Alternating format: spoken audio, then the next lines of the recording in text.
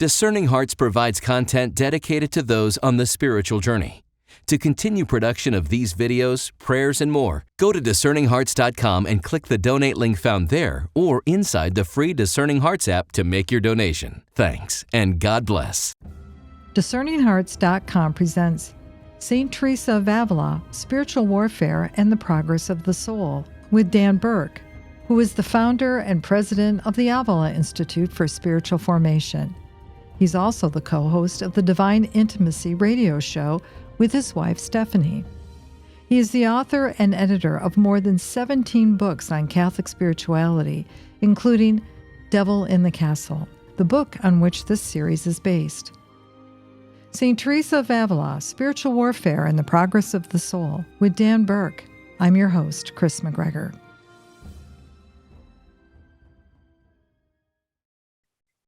Dan, thank you once again for joining me. This is such a blessing to be discussing the interior castle and exploring the wonderful, how can I say it, the wonderful journey God desires for each of us to make individually. Yeah. It's really special. It is beautiful. And she's just particularly a beautiful soul. I find John, I more identify with John on a human level, not like, I'm not saying I'm a mystic or anything, but I just mean the way he thinks. But obviously most of my writing and reading, most of my influence is Teresa, because I find her beautiful. I think that she was, it's to say she was an extraordinary woman is there are no, it's a profound understatement, what she achieved in so little time, because she converted late in life. I mean, she went to the convent young, but her awakening wasn't until she was closer to 50. And then she just lit the world on fire for, just a matter of a decade or so, establishing all of those convents in Spain and writing and dealing with the Inquisition and all of the insanity of the hierarchy and those that were for her and those that were against her, and people were plotting, and there was confusion because of the Reformation and the Beatas and the Alumbrados and all the false teaching with Quietism is what it was. Yeah. And she navigated all of that, of course, by the grace of God. I think because of one, the natural design of God. I think she was probably a genius. I really do. And then of course, grace building upon perfecting nature, better way to say it.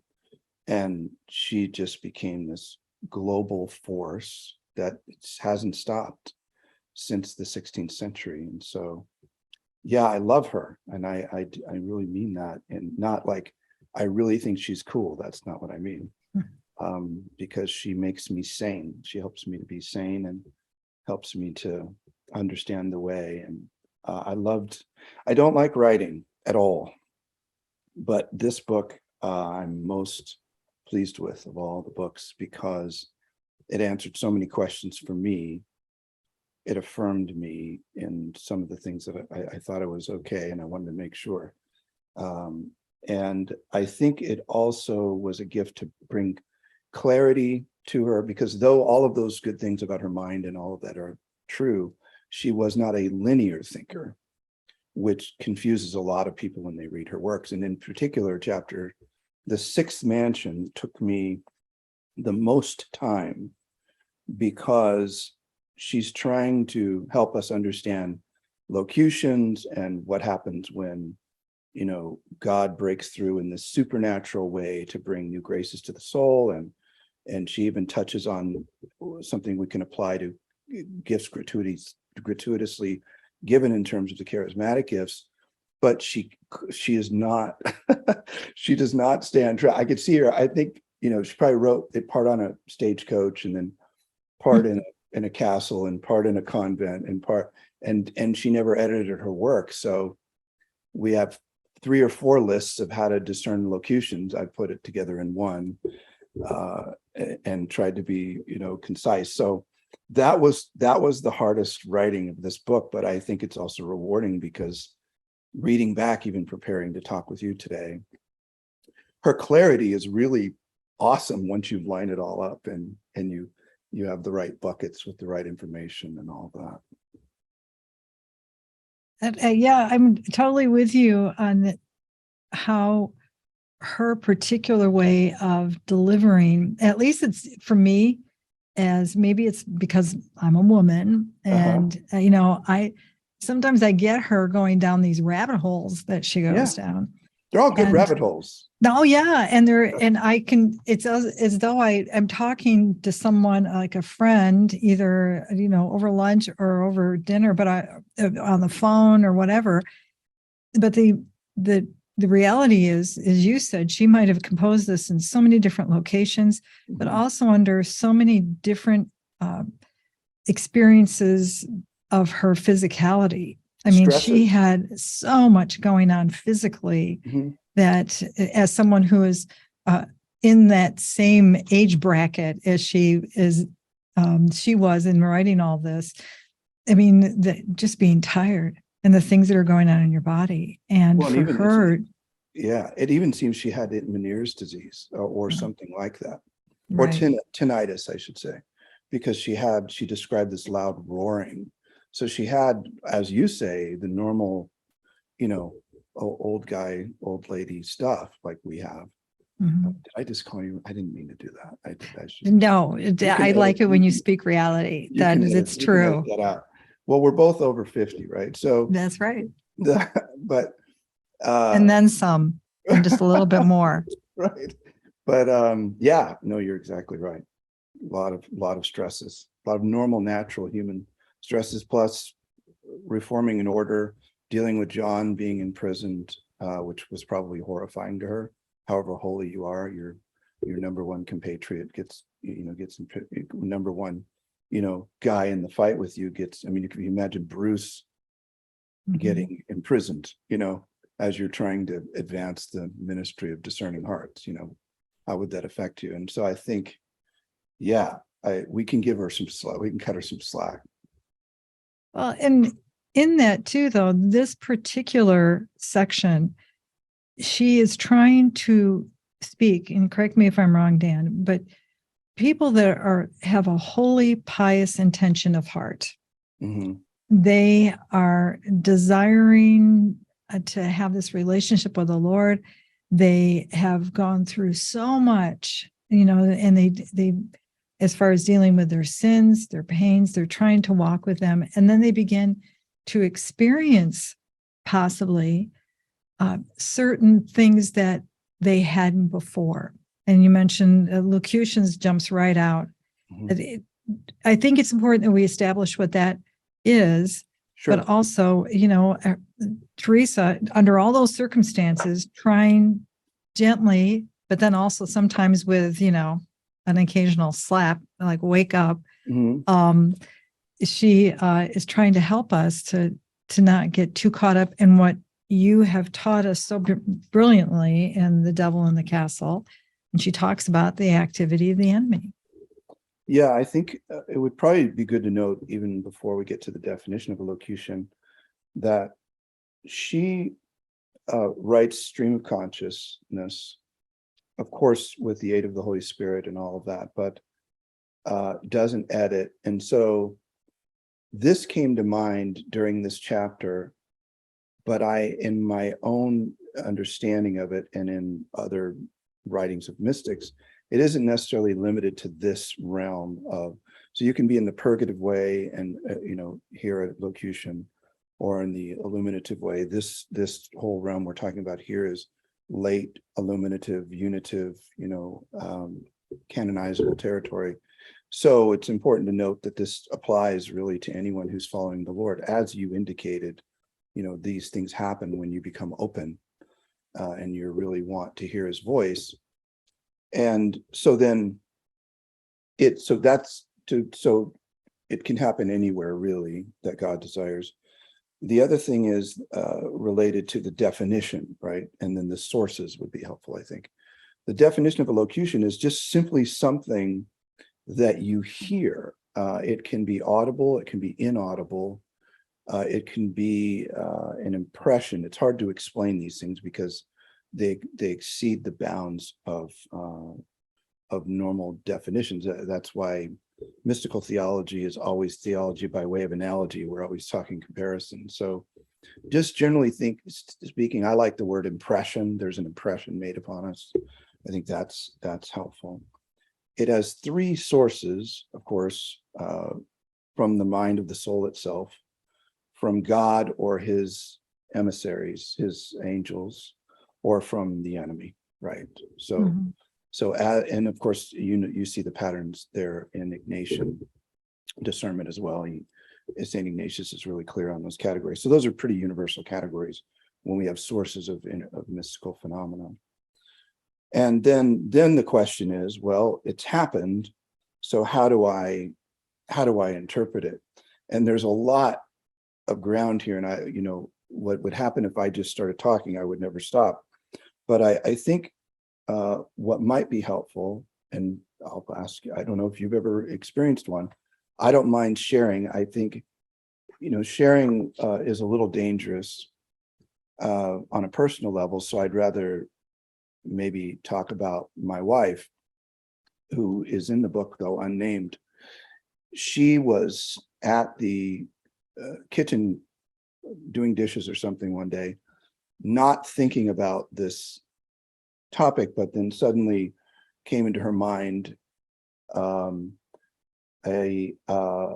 her roles in her life. And so, she horizontally across a plane, mom, principal of a Catholic school, spouse, all of that. And this is a little more complex than a normal locution, but it's a locution occurred in the midst of it.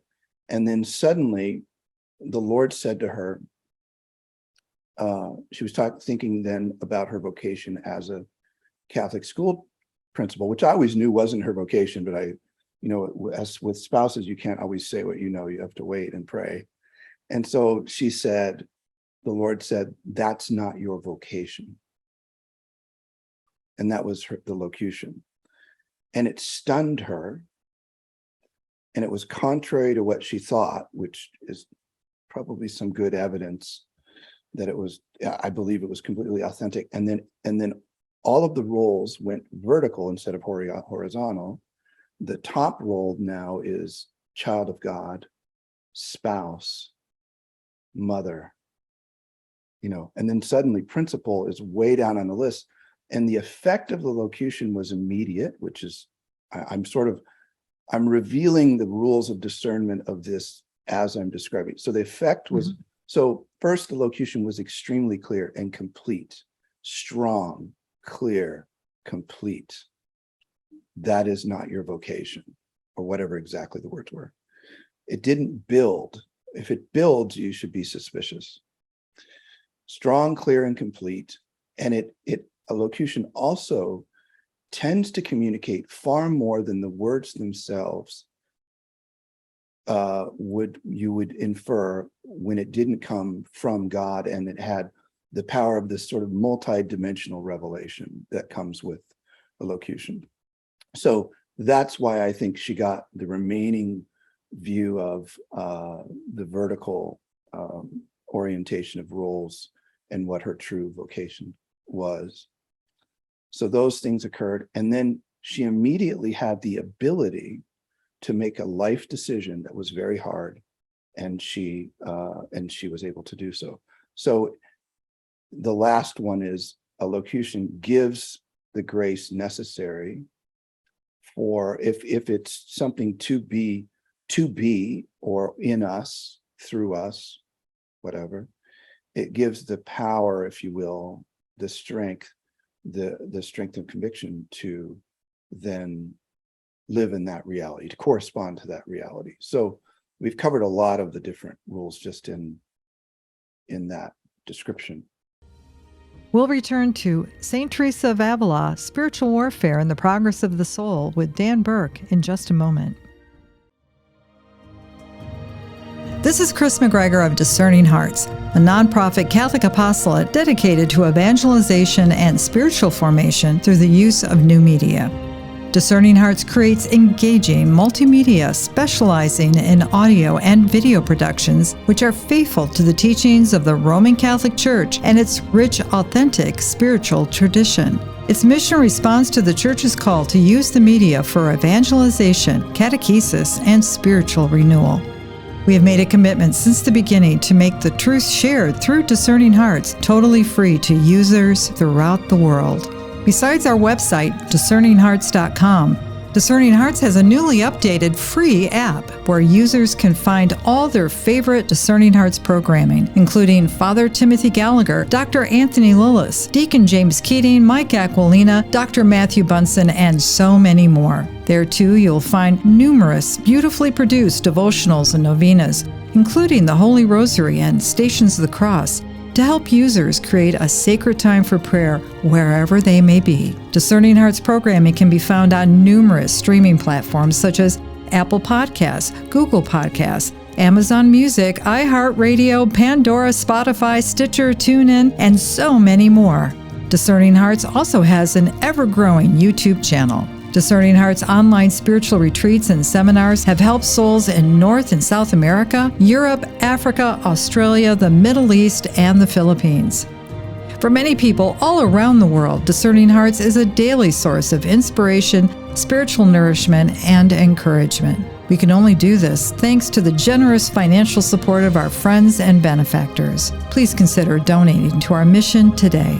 The world is looking for answers, for spiritual guidance and authentic discernment, for relationship and community. Your support is very much needed and appreciated. Please keep our mission in your prayers and tell a friend about Discerning Hearts.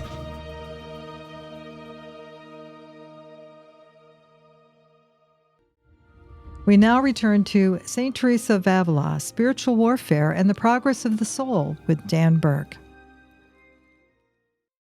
Yeah, I think that's very powerful, and we're blessed to have Stephanie who can share that allow that to be shared, because as you said, a lot of this is something that's so personal to the individual that this experience, and it does have many different layers, which kind of proves out in time too, because it always goes deeper and deeper. It does, and you don't forget it. I mean, you don't even have to write it down because it's something that has made an impression. Am I correct? Perfectly stated. And I'll give you one that's humiliating to me, because one of the dangers of these things is if they produce pride, then that's an issue. That's a bad fruit, right? So this one's a little humiliating, and it actually has happened to me on this show already with you. So that's kind of interesting. So the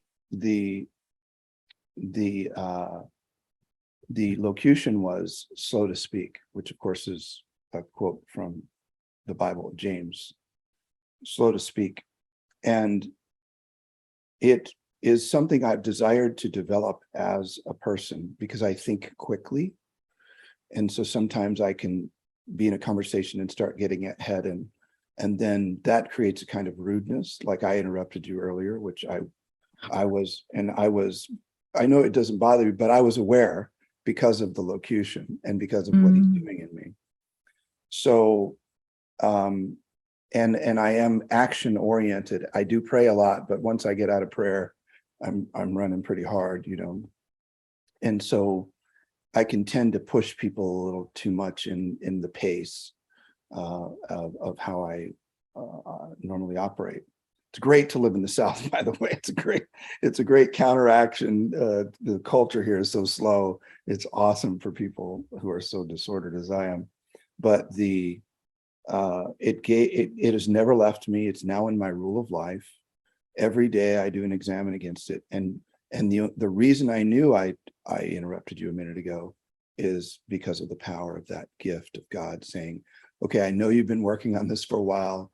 I needed you to be humbled because you're a loser and you can't fix it. He didn't call me a loser, but you're not very good at fixing it.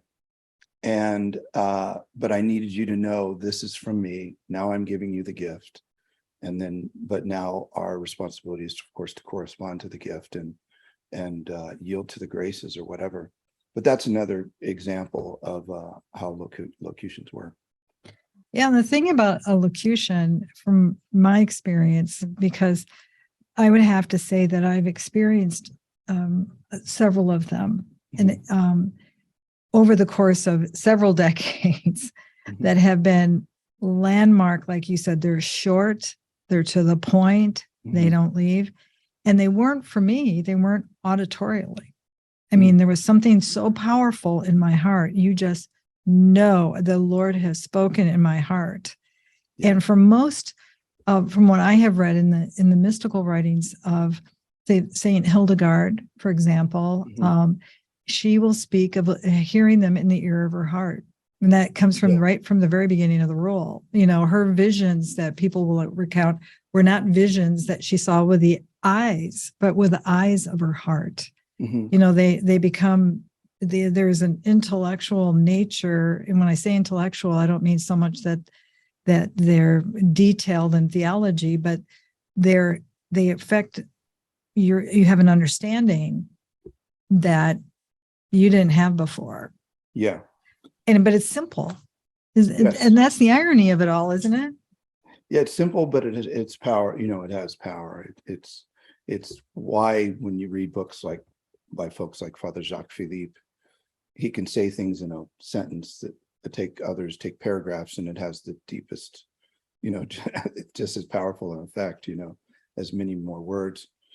Another good judge of locutions, which is also parallels Ignatian second rules, is whether or not you were thinking about it before. So St. Ignatius talks about it with preceding cause or without preceding cause. I don't have a memory. Usually once something like that happens, I go right to both John and Ignatius in terms of how I think about it. Like, I try not to allow for the thing to build afterwards, which allows for corruption. And because really what we should do when we have those locutions is set them aside and move on. As in terms of as they are supernatural and striking, it's not to just focus on that. It's okay, now love, right? Because it's all about love. You know, that's right. The one Stephanie received is about love. The one I received is about love, loving others more deeply and caring for them in dignity. But if we may have talked about this before, but you know, if you're a young guy at 25 and you're working on your raised garden beds and you're thinking about tomatoes, and the Lord says, I want you to be my priest, and you had never thought of that, that's you really ought to listen to that. It doesn't mean it's 100% sure, but that is a great one. So I think Teresa, of course, you and I both know, having well, I know you've been through Spain, and we didn't go together. We went to France together, right? That's where, it was one of the best pilgrimages. I recommend your pilgrimages to everybody listening out there, because it was one of the best I've ever been on. God be praised. So. Well, when you go to Spain, you know, what you see all over Spain is Carmel, Ignatius, Carmel, Ignatius. Everywhere there's Carmel, there's Ignatius. And so I think probably, and of course we know the Jesuits of that time helped the Carmelites and many others in their spiritual direction. So that probably was developed. She may have learned that from the Jesuits, or who knows? She may have taught them. I think it preceded her, but the Holy Spirit works across, you know, the beauty of setting more mystics in multiple traditions, and our good friend Dr. Anthony Lillis is probably the most widely studied in that sense, is you get to see these beautiful parallels where the Holy Spirit's working through all these saints of different periods, but it's the same beauty and power. We'll continue this conversation in our next episode. You've been watching St. Teresa of Avila, Spiritual Warfare and the Progress of the Soul with Dan Burke. To view other episodes of this program, along with hundreds of other spiritual formation programs, view the playlist list below, or you can find them at discerninghearts.com or within the free Discerning Hearts app. There, too, you can download the podcast versions of these conversations. This has been a production of Discerning Hearts. I'm your host, Kris McGregor. We hope that if this has been helpful for you, that you will first pray for our mission, which is to offer authentic and rock-solid spiritual formation freely to souls around the world. And if you feel us worthy, consider a charitable donation, which is fully tax-deductible to help support our efforts. But most of all, we hope that you will tell a friend about discerninghearts.com and join us next time for St. Teresa of Avila, Spiritual Warfare and the Progress of the Soul with Dan Burke.